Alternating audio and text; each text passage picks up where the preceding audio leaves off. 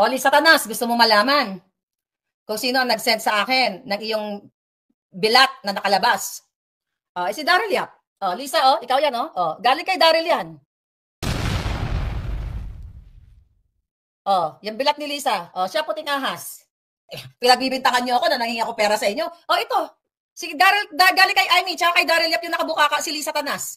Kinakangkang daw ito habang bangag. Hindi ka raw binayaran ni Amy kaya tinira mo. Siya nagsabi, JC Go, really? Yan ang bagong narrative. Paano sa ebidensya? Text, message, verbal. Sinabi na naman nila yan. May bago na naman sila. Taga-disparado na sila, no? Palangga, disparado na. Oy, Amy, babalo. Diba? Gusto nyo ba ilabas ko yung conversation namin ni Daryl? Huwag nyo ko inahamon-hamon. Asan ang cellphone ko? Gusto mo ba? Daryl, ikaw ba nag-uutos niyan?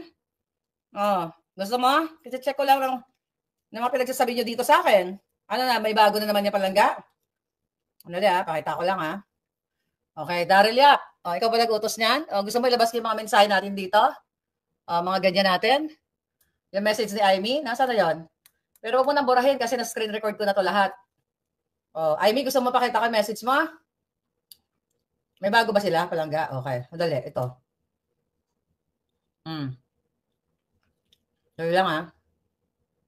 Amy, may meron ka dito sinabi na last year, nalalabas ka na. Sabi mong adik yung kapatid mo. Sige nga, labas mo ebidensya mo na nanghingi ako ng piso sa'yo. Amy, ayan message ni Daryl sa akin. Dati, ayun mga messaging sa akin. Patungkol, Amy Marcos, BBM posted Joe Al's post regarding our convo in family thread. How sad am I? I replied, yes, I did speak to Joe Alejandrino. I didn't think he'd go public, but like many Filipinos, I'm anxious about escalating tensions in the West Philippine Sea. BBM texted, anything you say, ayan, mga message ni Chararat, ni Babalu. Labas natin? Sabi daw ni Amy, Amy, gusto mo ng giyera? Ay, nako, wala na silang maiba to palangga.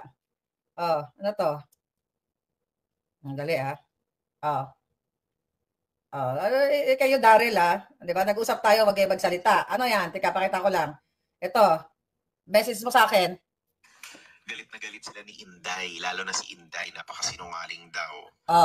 Never naging mabait sa kanya yon. So galit na galit sila. Pero si Inday nagsabi kay Amy na wag na munang magsalita. Kasi bitinin ko muna kayo. Daryl. Ikaw ba yung author niyan? Ano to? Sariling timeline. Timeline, sinasabi niyo timeline dati? Si Inday dahil hindi niya hindi makontra ni Manang. Pero mga kasinungalingan. Sige nga, ilabas nyo nga ako, may ebidensya ako. Bitin. Kasi dapat may konteksto to palangga. Na-record ko na to lahat, hindi nila to mabura. Tigilan nyo nga ako. Mangingi ako kay Amy, excuse me. Di ba? Kung mangingi ako kay Amy, dapat kay Lisa Tanas na lang. Nagbuntot-buntot ako kay Lisa Tanas. Ganyan na pa tayo. Alam sila magawa. Desperado na mga hitad. Hanapin natin mga message ni Daryl. Okay, Daryl pakanan niyo ba yan? Kasi magkakaututang dila kayo eh. Where is that?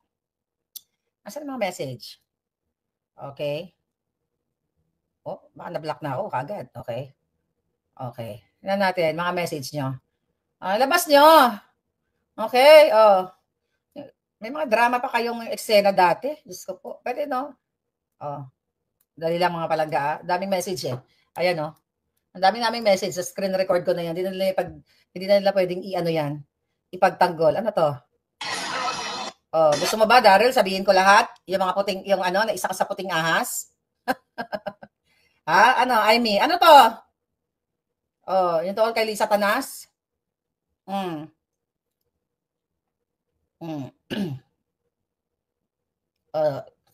to? Diba, sasabihin, ito yung mga pinaasa mo kami dati, Amy. Yan yung mga message nila sa akin. Anong sabi? Kasi tinatanong ko, si Amy, ano na ba talaga? Kasi tinatanong ko, dahil sabi mo, sabi ko si Amy, ano na ba talaga? Kasi sabi ni Amy, ibubuking na yung kapatid niya na nag-addictos Benedictos. Ano sabi sa akin nyo? Team Daryl, Team Amy. Si Amy, PRRD, Amy, Inday, Bato, lahat sila, ang game. Is ang game din ng admin. Iba ang sasabihin. Sabi niya, iba ang gagawin. Tapos sabi ni Amy, ano sabi to? Akala ko let's play their game. Ate, wag yan. Wag yan. Ito muna. Message ni Amy dito. Yung tungkol dyan sa nagkabayaran ng 150 million tungkol sa, ano tawag dito? Tungkol sa charter change. Di ba galing sa'yo yan, Amy? Ano yung pinagsasabi mo? Tigilan nyo nga ako. Dami nyo katarantaduhan. Labas ko to lahat. Ito pa. Okay. Andali Mga mensahe, ang dami kasi. Ano to? Sino to? Diba? Ayan, sinisendan mo ako ng mga Venn sentiments. Tingnan natin. Sinungaling kayo. Dami niyong hanash. Saan message ni, Babalina? Okay, ito. Anong sasabihin sa prayer rally? Ayan, ito. Anong sasabihin sa prayer rally? Yung message na yan na misend ni Senator sa DDS group chat. Babasahin ko yan na misend na yan. Yan, mga chika nyo, mga hanash ninyo. Anong sabi ni Amy dito? Ay ni Mangga pala. Tigilan nyo lang ako. Anong sasabihin sa Saturday sa prayer rally? Traumatic yung meeting kay BBM. Kanina, kunwari, wala siyang alam. Yung pala, todo niyang sinusuportahan ang People's Initiative na yan. Ayan, Amy, labas mo. Naumingi ako sa'yo. Ito, lalabas ka, message mo na napunta sa akin. Sabi mo, anong sasabihin sa Saturday prayer rally? Ito yata yung doon sa, yung nagsalta siya ng mga napapaligiran ng demonyo yung ading niya.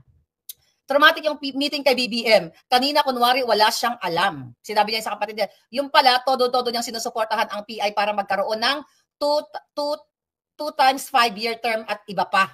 So, alam ni Amy Mangga na gusto niya na si Marcos Jr., di ba, at si Tambalusas ay magkasabot dun sa putang inang initiative na yon. Okay? Huwag niyo ako inahamon-hamon. May ebidensya tayo. Yung issue ng pagbabaliwala sa Senado,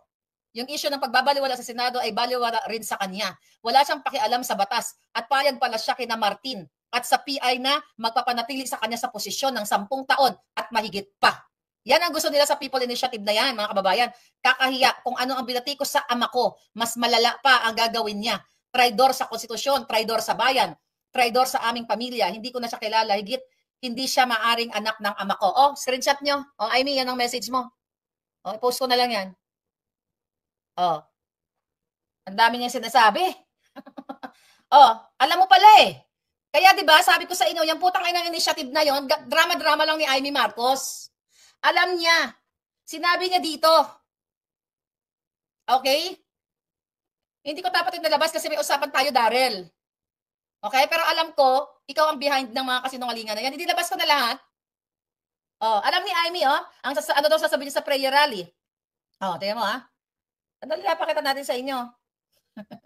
Ako pa ba? Hiller? Huwag niyo akong ini-etchos dyan. Yung message na yan na misend ni Senator sa DDS group chat. Ayan. Ayan ang pangalan mo, Amy. Ayan, Ayan. Alam mo na traidor ang kapatid mo, kaya kita minumura. Pinagbigyan kita. Kung nakakapalo kayo, sabi ko, sige, pagbigyan na muna natin si Manang, chuchu, dahil yan ang sabi nyo sa akin. Magsasalita ka laban sa iyong kapatid na bangag. At now, pati yung plano ng kapatid mo na 2 times 5-year term, okay? 5-year terms, di ba? Alam na alam mo ang plano ni Martin Romualdez, ni Tambalusas at ng kapatid mo. Kasi sinasabi mo mas malala pa ang gagawin niya. Alam mo nga malala ang gagawin ng kapatid mo. Tapos wala ka pa rin. Kaya kayo, mga Duterte supporters, huwag na kayo nagpapaniwala kay Mangga. Ayan ang ebidensya. Ayan ang message. I-post ko na lang ito mamaya. Okay, para mas malinaw. Okay? Wala siya. Tingnan mo, mag-cooking show lang sa'yo. Sabi ko sa inyo, yung cooking show tayo, kung saan napupunta, depende sa comment nyo. Di ba? Ayan. Sabi ni Amy Marcos, wala ni Mangga, wala siyang pakialam. Maui, sisend ko to sa inyo. Mahal na Reyna. Channel 167, Yumi. Ayan. Para, pasabugin nyo na to. Alright? Sabi dito, this was, kailan tong message na to? Gusto ko lang makita yung date. Okay, kailan to? Tignan natin kung anong date tong sinend sa akin, ha? You replied. Okay, tignan natin anong message to.